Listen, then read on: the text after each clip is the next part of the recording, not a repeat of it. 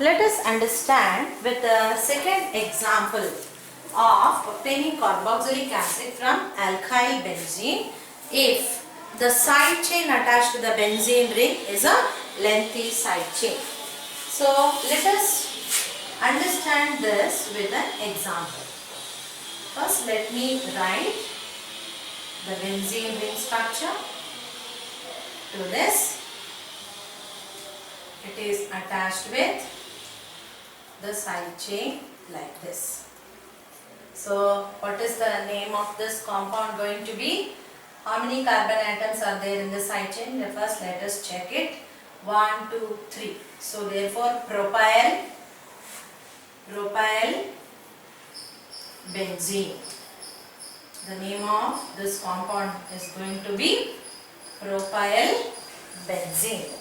Propyl benzene is subjected to the process of oxidation again by considering alkaline potassium permanganate. Is it necessary that we should always take potassium permanganate only? No need. We can take any oxidizing agent as I told you before. Here we usually use for this process is alkaline potassium permanganate. So we are just sticking on to that. So now alkali used is KOH, aqueous. So now these two will act as good oxidizing agent and they release nascent oxygen. Now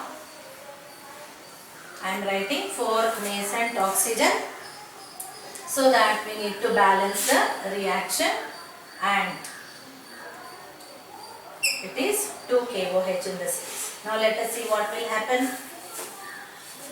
This alkyl benzene, namely propyl benzene, will also get converted into benzoic acid. It will not form a lengthy side chain carboxylic acid. Instead, irrespective of the length of the side chain of the benzene ring, they always will get converted into benzoic acid, because the side chain, first carbon atom position is called, adjacent to the benzene ring, is called benzylic group, and the hydrogen attached to that is called benzylic hydrogen.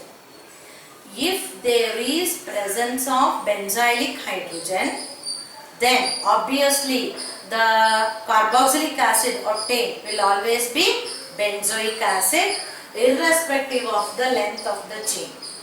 In order to make this point clear only, I have taken this example too.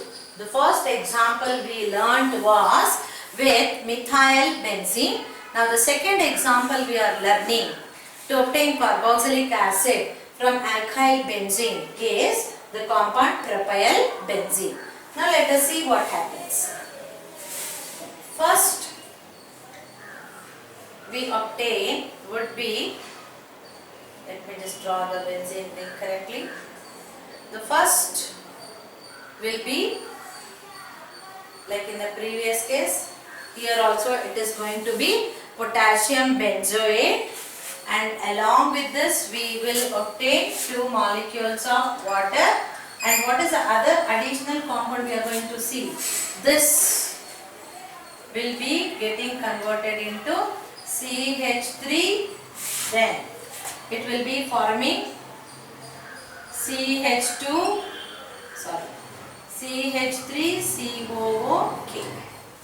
It will be getting converted into potassium acetate and potassium benzoate, which is why we wrote 2KOH in front.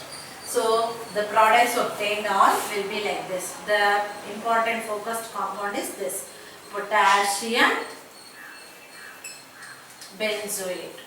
Always remember to write the name of the compound below its structure or formula. That is a standard to be followed. Now we know what needs to be done now. Once we obtain potassium benzoate, it has to be subjected to the process of acidification.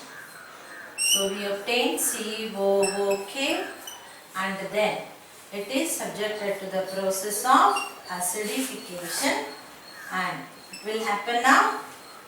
This K will go out with Cl as KCl, H will take the place of K.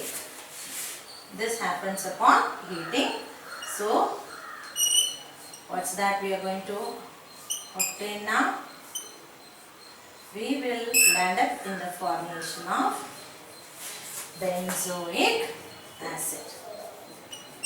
Like in the previous case, here also we are going to obtain benzoic acid along with KCl.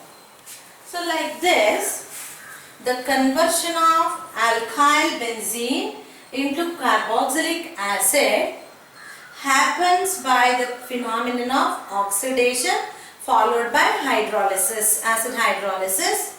So therefore it is a two-step reaction. It is a two-step reaction. The first step, we obtain the potassium salt of the carboxylic acid, in this case potassium benzoate, and that in the second step has to be subjected to the process of acidification so that we obtain the corresponding carboxylic acid. Because I had to bend and write, the structure of benzene ring has not come out properly, but students, when you write in your books and then sheets, take care to give the proper shape of the benzene ring. Hope this will help in understanding about obtaining the carboxylic acid from alkyl benzene. The next video I will be discussing about furthermore methods of obtaining carboxylic acids.